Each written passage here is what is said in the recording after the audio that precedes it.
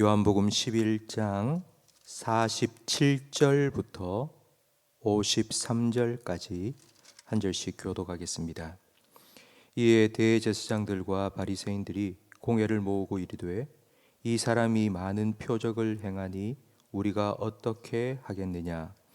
만일 그를 이대로 두면 모든 사람이 그를 믿을 것이요 그리고 로마인들이 와서 우리 땅과 민족을 빼앗아 가리라 하니, 그 중에 한 사람 그 해에 대제사장인 가야바가 그들에게 말하되 너희가 아무것도 알지 못하는도다.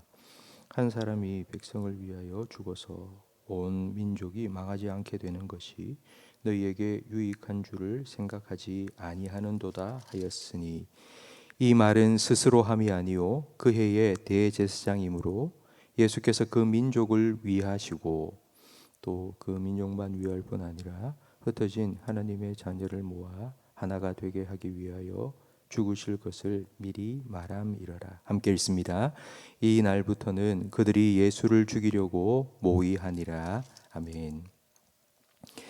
예수님께서 죽은 나사로를 다시 살리신 후 사람들의 반응은 두 가지입니다. 많은 사람들은 예수님을 믿었습니다. 근데 그 정반대의 반응이 바로 오늘 본문에 기록된 종교 지도자들의 반응입니다. 공회를 소집했습니다. 그러니까 죽은 자도 살린 이 사람이 하나님이 보내신 메시아가 아닐까라고 의논하기 위해서가 아닙니다. 이렇게 말합니다. 이 사람이 많은 표적을 행하니 어떻게 할까? 우리가 아무 조치도 하지 않고 그냥 내버려 두면 많은 사람들이 예수를 믿게 될 거고, 예수가 한마디 말 잘못하면 폭동이 일어날 텐데, 폭동이 일어나면 로마는 이곳을 반란 지역으로 정하고 군대를 보내 무력 통치를 하게 되고, 그러면 지금 우리가 누리고 있는 이 모든 자유와 풍요로움은 하루아침에 다 사라진다. 이 사람을 그냥 이대로 내버려 두면 안 된다. 이런저런 의견이 오가고 있을 그때에 대제사장 가야바가 결정적인 한마디를 합니다. 뭐 고민하느냐? 쉽게 생각해라. 한 사람 죽고 많은 백성이 잘 살게 된다면 이게 우리한테 유익한 거 아니냐? 바로 그 한 사람이 예수님입니다. 그러니까 예수님이 죽으면 모든 문제가 해결된다고 말했습니다. 여러분 이 가야바가 어떤 사람이라고 생각이 되십니까? 가야바가 아주 나쁜 사람이다, 이런 느낌이 먼저 들지 않습니까? 하지만 이 가야바는 아주 똑똑한 현실주의자입니다. 가야바는 현실을 정확하게 진단하고 그리고 아주 현명하게 판단을 내렸습니다. 우리가 세상을 잘 살아가다 보면 세상은 이런 가야바와 같은 사람을 늘 요구합니다. 그러니까 이런 사람들이 필요하다고 말합니다. 많은 사람들은 어떤 결정을 앞두고 이거 할까 말까, 이거 뭔가 찝찝한데, 양심에 걸리는데, 이렇게 하면 안 될 것 같은데 주저주저 하고 있을 때 가야바 같은 사람이 딱 등장을 합니다. 그리고는 이렇게 말합니다. 뭘 고민하냐? 한 사람이 손해 좀 보면 어떠냐?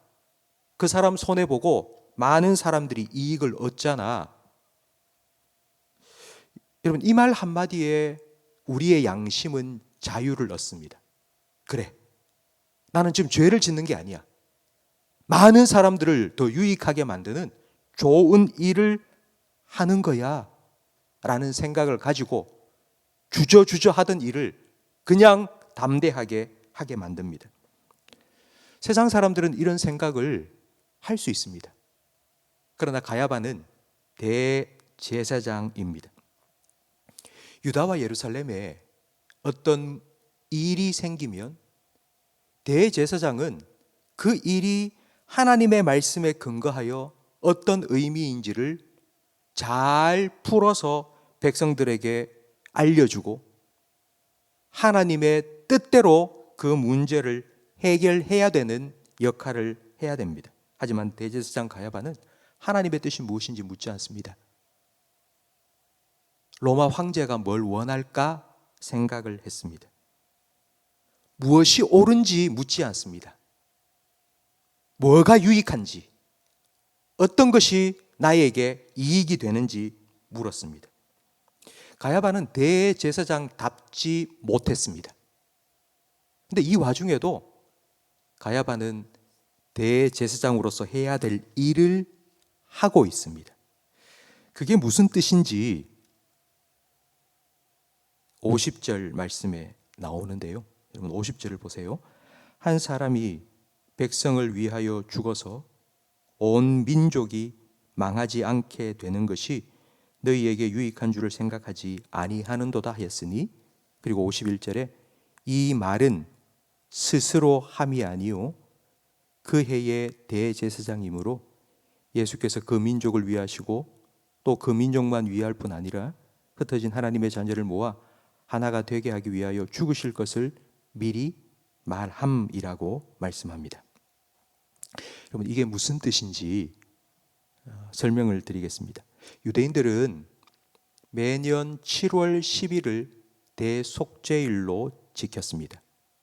대속죄일은 대제사장이 모든 백성의 죄를 대신해서 어린 양을 잡아 죽이고 그 양의 피를 가지고 지성소에 들어가서 백성들의 죄를 속죄하는 날입니다. 세례 요한이 자기에게 세례를 받기 위해서 나온 예수님을 보고 보라, 세상 죄를 지고 가는 하나님의 어린 양이라고 말했습니다. 예수님은 세상 죄를 지고 가는 어린 양입니다. 그렇다면 이 양을 잡아 죽일 대제사장이 필요합니다. 그 대제사장이 누구냐면 바로 오늘 본문에 나온 가야바입니다. 가야바는 대제사장이면서도 하나님의 뜻은 조금도 생각하지 않았습니다. 오직 자기의 이익만 위해서 예수 죽이면 우리 모두는 다 잘 살 수 있다 라고 말했습니다. 전혀 대제사장답지 않은 인물이었지만 하나님께서는 그를 통해 하나님의 구원 계획을 선포하셨고 어린 양 예수님을 잡아 백성들의 죄를 속죄할 속죄 제사도 준비하신 것입니다. 하나님은 사람을 통해 일하십니다. 하나님께서 사람을 쓰시는 방법은 두 가지입니다. 가야바처럼 전혀 의도하지도 않았는데 자기가 무슨 일을 하는지 영문도 모른 채에 그냥 하나님의 일의 한 부분이 되는 겁니다.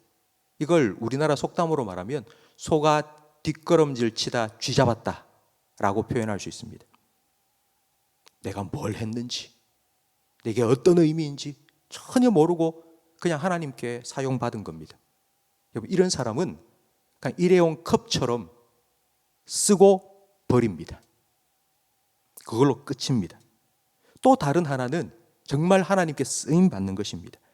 성경에 나온 아브라함, 모세, 그리고 베드로, 바울, 이런 사람들은 다 하나님께 쓰임 받은 사람들입니다. 하나님께서 이들에게 찾아가셨습니다. 그리고 하나님의 뜻이 무엇인지를 가르쳐 주셨고 그 뜻을 이루는데 네가 필요하다고 하나님은 설득하셨고 그리고 그 일을 그에게 맡기시며 하나님의 일에 동참하게 하셨습니다. 하나님이 쓰신다, 그러니까 하나님의 쓰임 받는다라는 말을 다르게 표현하면 하나님과 동역한다입니다.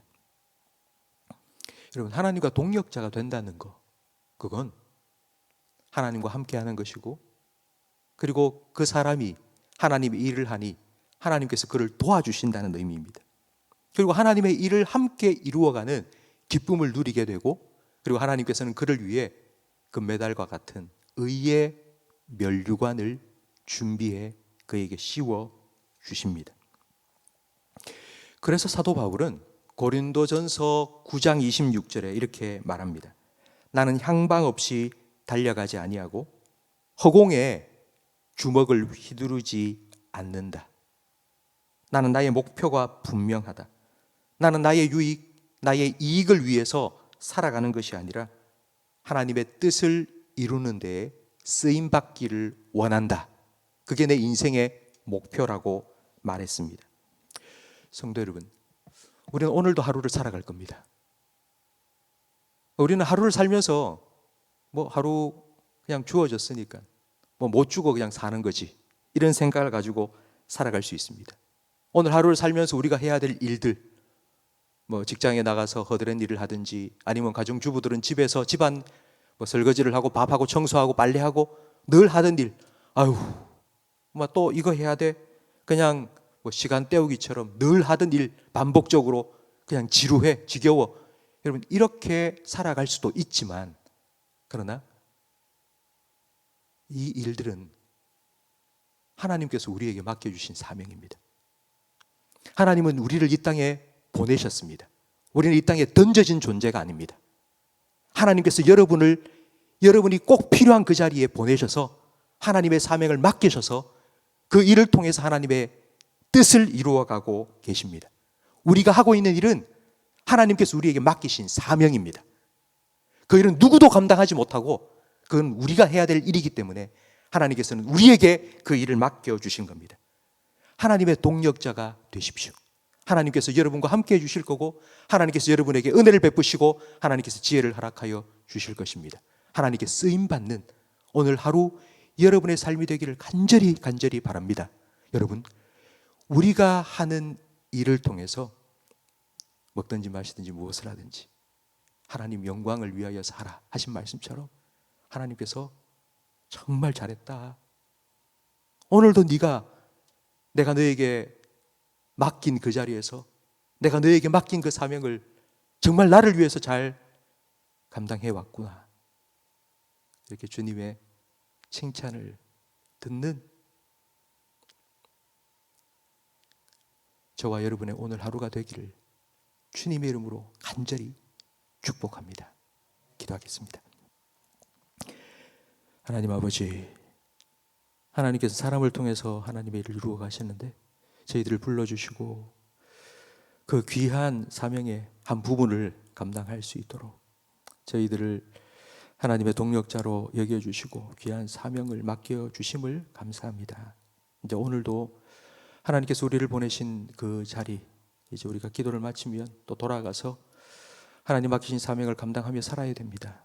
주님, 우리들에게 하나님 아버지의 마음을 깨닫게 해주시고 하나님의 뜻이 무엇인지 분별할 수 있는 지혜도 허락하여 주시옵소서. 우리가 하고 있는 일이 그냥 하루하루 늘 똑같이 하는 허드렛 일이 아니라 하나님의 영광을 위하여 하나님께서 우리에게 맡기신 일이라는 것을 깨닫게 하시고 그렇게 하나님을 의식하며 하나님을 의지함으로 오늘 하루를 살아감으로 우리의 삶을 통하여 하나님 영광 받아 주시옵소서.